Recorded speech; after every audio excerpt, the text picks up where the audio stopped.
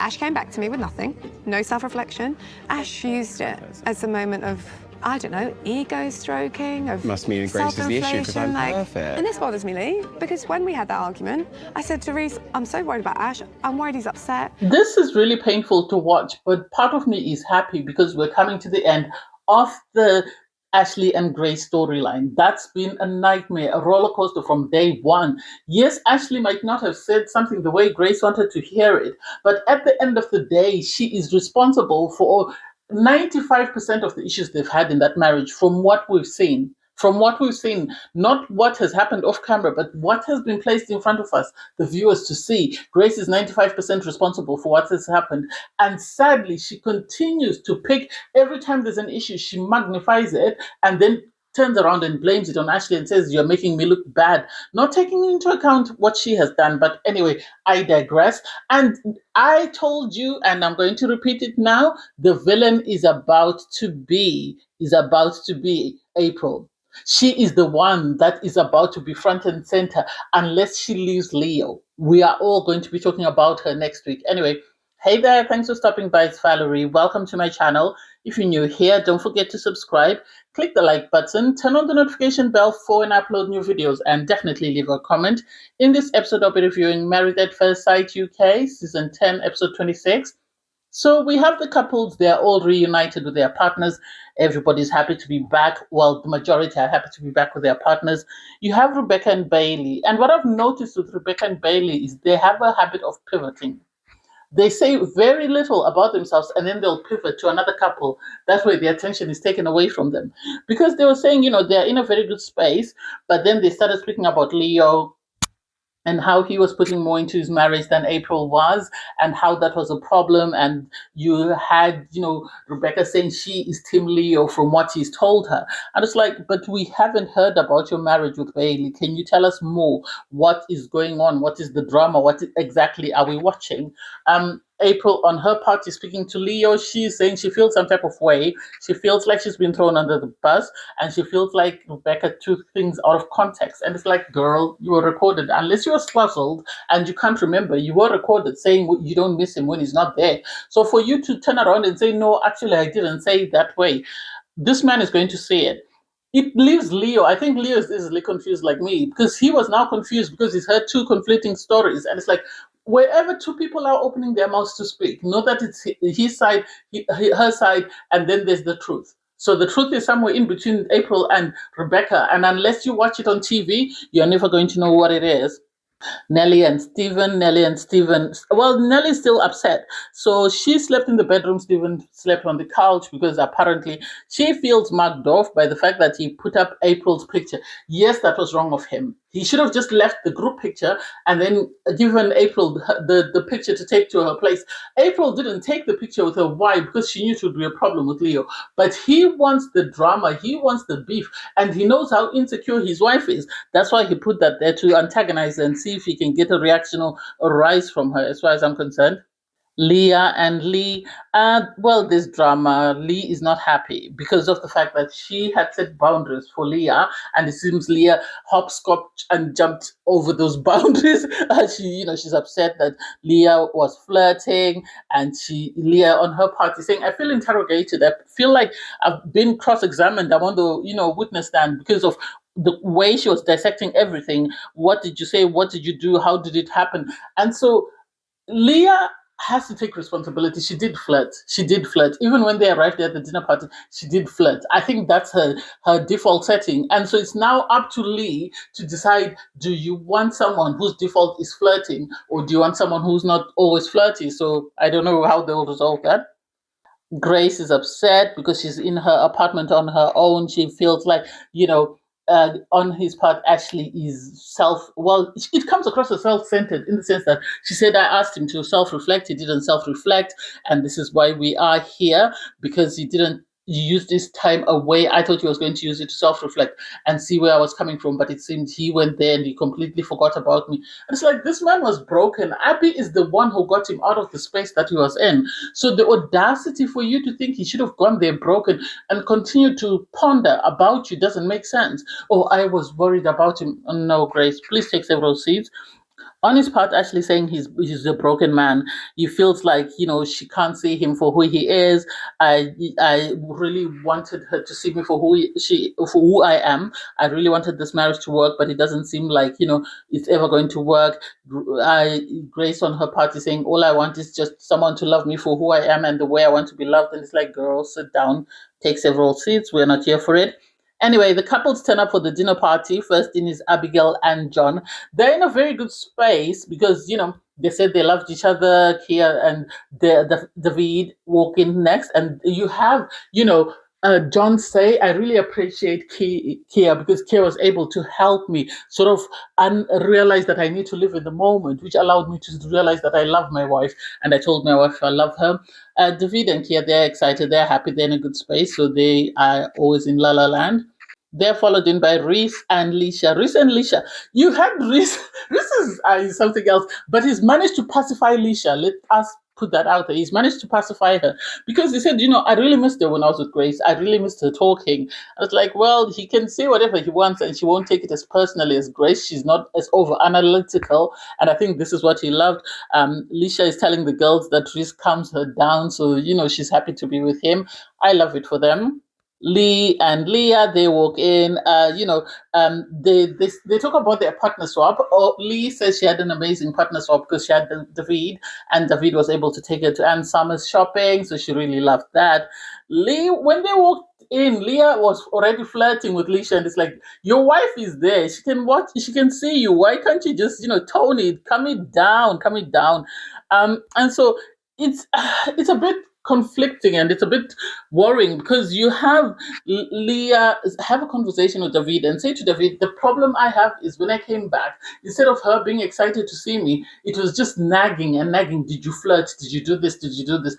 I never got the opportunity to just come home and sort of feel welcomed. That's the impression that I got. And so they will need to do work. Grace walked in on her own. She said, she's not with Ash because they clashed before partner swap. And then when he went to partner swap, he didn't sort of self-reflect. She wanted him to unpack what had happened. And she felt like, his compliment was very impersonal. She then got to sort of divulge that compliment. The interesting thing for me during this whole Ashley Grace situation was watching Abigail's facial expressions, because Abigail's facial expressions said a lot more than any word she could have uttered or any word that was uttered at the table. You could tell she was very cynical about the things that Grace was saying. You could tell she didn't believe what Grace was saying. If you go back and you watch it, you actually see that she's speaking and she's playing a little violin. You can see that Abigail's face actually empathizes with Ashley, but she doesn't want to say anything or to rock the boat, so she's minding her own business. And it's like they're both HCPs, so I don't get how they can't be girlies and sort of help each other out of this space, because this is not a good look. You had Grace complaining that he only thinks about himself. He doesn't think about me. On his part, we also know that Ashley is going to be aggrieved. Anyway, you then had Rebecca and Bailey walk in. They said we missed each other. And so they really are happy to be there. And immediately they pivoted to the Leo situation. And then the Leo situation came up that they feel like April is playing with Leo. They feel like April is not as serious about Leo as she's making out. And so they're worried that Leo's being taken for a ride and he's going to be left heartbroken, which is like, oh, girl, it's about to be more drama. You then have Ashley walk in. Obviously, he walks in on his own because he didn't walk in with his wife. He is feeling miserable. He went round, you have to give him that, and he greeted everyone, including Grace. Grace was very nervous. This is what I think. I think from day one, Grace has been playing up. We all remember seeing Ashley standing there waiting for pictures while Grace was throwing a tantrum. And I think Grace thought, because every time she's thrown tantramics, he's always come back, she expected him to do the same, to always be there. And so the idea that he decided to stay in a separate apartment, he decided to walk in on his own, is something she didn't expect, and is something that she's still trying to process. Anyway, you have him sit down, and he was telling the guy, saying that, I really feel burnt out. I really feel like, I've lost myself in this experiment. And spending time with Abigail made me realize that, it doesn't have to be this hard, and I don't really have to be jumping so many hurdles in order to satisfy a partner. And the experts are very blindsided. I've seen this. I saw this last season in the sense that whoever they think of supporting is the person they are going to support, regardless of whether they are right or wrong. Regardless of everything Grace has done, they will always see her as the victim. And they will always prioritize what she says she feels and she wants in this connection, which is really sad because then Ashley doesn't feel supported and is left out in the wind, just wondering who's going to support him. Abigail sort of was sat there. Grace was trying to assess or analyze what Ashley said. What did he say to you when he came to you? Was he doing anything? And it's like, so what did she want to hear that he sat in a corner and was crying? I think had he been put with anybody else, she would have cried that he cheated on her. And because he didn't, this is why she started analyzing every single thing. She then complained that I'm surprised that he let 2 days with Abigail ruin everything we've worked to build. And it's like, what are you trying to say? Are you trying to say that Abigail is a homewrecker? Abigail is the reason why your relationship broke up? I didn't like that. And Abigail, you could tell, didn't like that as well and was sort of side-eyeing her like, I'm so sorry that this is where you are. This was never my intention. And that was never her intention. Her intention was to help Ashley get out of the dark place that he was in. So for Grace to continue to play the violin, I don't understand it. You have April and Leo walking next. There's this thing where there's this cloud above them. You have April immediately go to the girls, and Leo sits with the guys, and he starts telling the guys what he's been through during partner swap and how he feels like he's been taken for a ride. You're telling the guys every single thing that he does, and they felt some type of way about the fact that April cooked a meal for her, Steven, whereas she hasn't really cooked for him. He's always taking her out. He's always paying for the bills. Apparently, she's only paid 1 or 2 bills. And I said she's getting the, Grace treatment. And I think this is one of the things that Grace likes about Ashley. Anyway, we digress. Nelly and Steven then walk in, and you could tell there was tension there because they weren't walking in as a couple. They were just walking in as 2 people walking side by side. And there's still this beef. Obviously, she had to download the fact that, I feel like he disrespected me by putting this picture up of himself and April. That was disrespectful. I don't care how you feel about this woman. That was disrespectful because at the end of the day, if he respected his partner enough, he would have made sure that he didn't post that picture. But he posted that picture because he wanted to get a reaction from Nelly, and this is what he got.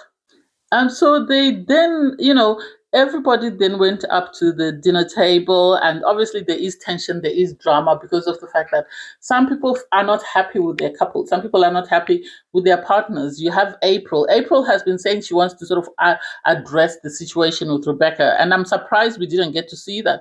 Maybe it's because things kicked off with Ashley and Grace, so we'll focus on that and just leave the other thing. So Ashley and Grace, I feel like Grace wants to be the victim. I feel like Grace wants to make sure that everybody empathizes with her and is Team Grace, because there was no need for her to go on and on about this Ashley situation. She continued to bring it up because they hadn't spoken when they walked in, so they then sat next to each other at the dinner party. And so they started having the conversation about the compliment. And Ashley was saying, the problem is you have never got to understand me as a person. So because you don't know me as a person, everything I say and do is seen as me offending you. And I can't, for the rest of my life, be over-analyzing every single thing I say to make sure that I don't upset you, I don't cause you any pain or any harm. And for her to say, that's not what I'm saying, I want you to self-reflect, I want you to self-reflect. And it's like, Grace, if you know that he's not able to self-reflect, then maybe you self-reflect on yourself and then tell him how you self-reflected, what outcome you've reached, and then take it from there. Because Ashley is more concerned about how he's being portrayed on the show than anything else. Because he's tried his best to be the best husband he can be for you, and you're never satisfied. I said it before, I'll say it again. Grace is responsible for 95% of the problems that they've had.